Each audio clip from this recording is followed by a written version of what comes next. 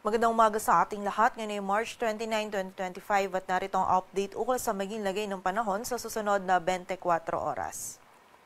Makikita natin ngayon dito sa ating satellite animation itong mga kaulapan sa silangan ng Southern Luzon at Visayas kung saan ito po mga kaulapan nito ay dulot ng easterlies o yung mainit na hangin mula sa dagat Pasipiko at itong easterlies po yung magdudulot ng mga pag-ulan ngayong araw sa malaking bahagi ng Southern Luzon maging dito sa Eastern Visayas at dito rin sa bahagi ng Metro Manila ngayong umaga. So pag-iingat po para sa ating mga kababayan sa posibilidad ng mga pagbaha at pagguho ng lupa. Samantala, yung malaking bahagi naman po ng ating bansa ay patuloy ding makakaranas ng mainit na panahon lalong-lalo na sa tanghali at meron ding posibilidad ng mga isolated na mga pag-ulan dulot ng easterlies. And sa kasalukuyan, wala po tayong minomonitor na bagyo or low pressure area na maaaring makaapekto dito sa ating bansa at itong easterlies nga po yung patuloy pa rin na magdudulot ng mga pag-ulan dito sa ilang bahagi ng Eastern Visayas at ilang bahagi din ng Mindanao sa mga susunod na araw.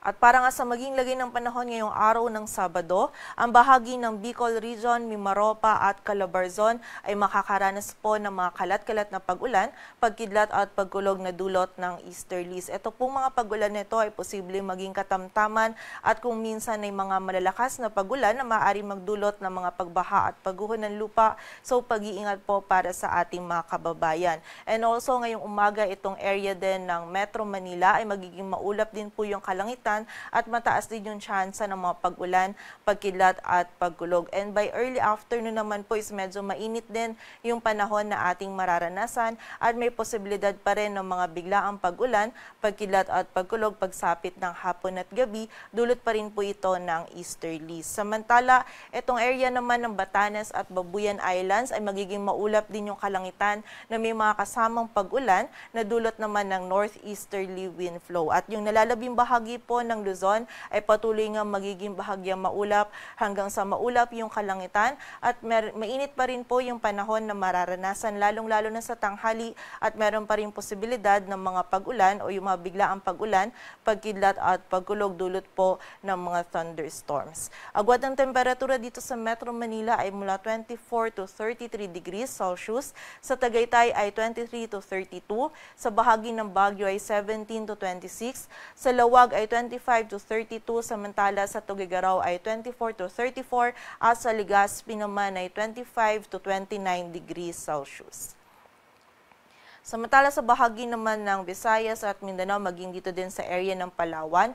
Ito pong area ng Palawan, maging ang Eastern Visayas ngayong araw ay makakaranas din ng maulap na kalangitan at mga kalat-kalat na pag-ulan, pagkidlat at pagkulog. Dulot pa rin po ito ng easterlies. Samantala yung nalalabing bahagi naman ng Visayas at buong bahagi ng Mindanao ay patuloy po magiging bahagyang maulap hanggang sa maulap yung kalangitan at meron pa rin posibilidad ng mga biglaang pag-ulan, pagkidlat at pagkulog. And during severe thunderstorms po itong mga pag-ulan nito ay posible pa rin maging katamtaman hanggang sa mga malalakas na pag-ulan na maaring magdulot ng mga pagbaha at pagguho ng lupa. So pag-iingat pa rin po para sa ating mga kababayan.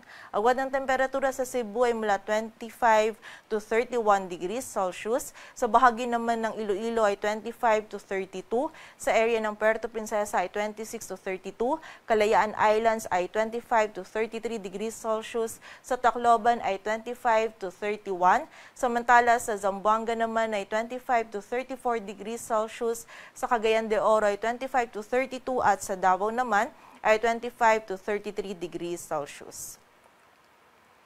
Samantala, para naman sa ating heat index or yung damang init, kahapon ng Biyernes yung highest heat index po na ating naitala ay 48 degrees Celsius dito sa Dagupan City, Pangasinan. Sinundan po ito ng 42 degrees Celsius sa Bacnotan, La Union at sa Etiague, Isabela. Samantala, dito naman sa Metro Manila, kahapon yung naitala nating heat index ay mula 37 hanggang 41 degrees Celsius. At ngayong araw naman po, yung heat index forecast natin dito sa Metro Manila ay mula 38 to 40 degrees Celsius at yung highest naman is 46 degrees Celsius sa Dagupan City, Pangasinan and 42 naman sa Cotabato City, Maguindanao, maging sa General Santos City, South Cotabato. So generally po, Patuloy nga mainit pa rin yung panahon na ating mararanasan. So paalala po para sa ating mga kababayan kapag tayo ay lalabas, huwag natin kalilimutan yung pananggalang natin sa direktang init ng araw at hanggat maaari po limitahan lamang natin yung ating mga outdoor activities.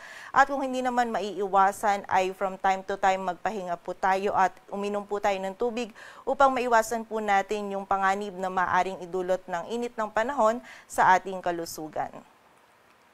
At para naman sa lagay ng dagat baybayin ng ating bansa, wala po tayong nakataas na gale warning, ngunit iba yung pag-iingat pa rin para sa mga kababayan natin na maglalayag dito sa extreme northern Luzon sapagkat magiging katamtaman hanggang sa maalon po yung lagay ng ating karagatan. Dito sa Metro Manila, ang araw ay sisikat mamayang 5:54 ng umaga at lulubog mamayang 6:08 ng hapon. Patuloy po tayo magantabay sa updates na ipapalabas ng Pag-asa at para sa mas kumpletong impormasyon, bisitahin ang aming website pag-asa.dost.gov.ph. At yan po munang latest dito sa Weather Forecasting Center ng Pag-asa. Grace Castañeda, magandang umaga po.